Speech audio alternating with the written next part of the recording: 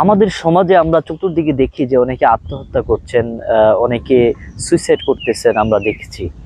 কিন্তু মনে রাখবেন, আপনি যেই কারণেই যে হতাশায় পড়ে আপনি সুইসাইড করতেছেন, আপনি আত্মহত্যা করতেছেন, আপনি কি জানেন যে আল্লাহ সুবহানাহু ওয়া তাআলা আপনাকে দেখতেছেন?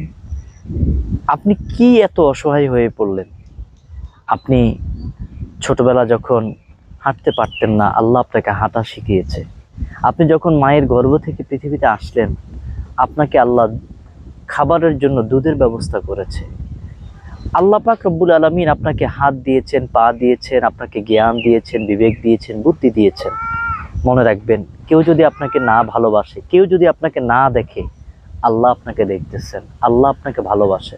মনে রাখবেন, রাতের আঁধারের পরেই কিন্তু আলো আসে। মনে রাখবেন, আকাশ মেঘাচ্ছন্ন হওয়ার পরেই আবার আকাশ এটা ক্লিয়ার হয়ে যায়। মনে রাখবেন, সমাজে চলতে গেলে আপনি অসুস্থ হবেন, আবার সুস্থতা আসবে।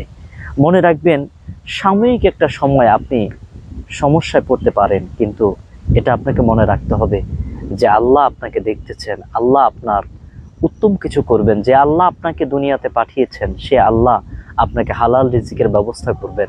আপনি যে টেনশন করতেছেন, মনে রাখবেন, আল্লাহ আপনার উত্তম পরিকল্পনাকারী, আল্লাহ অবশ্যই আপনার জন্য ভালো কিছু রেখেছেন।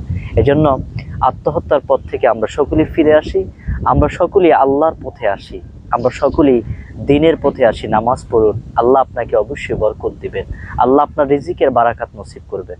সবাই সুস্থ থাকবেন, ভালো থাকবেন। আসসালামু আলাইকুম ওয়া রাহমাতুল্লাহি ওয়া বারাকাতুহু।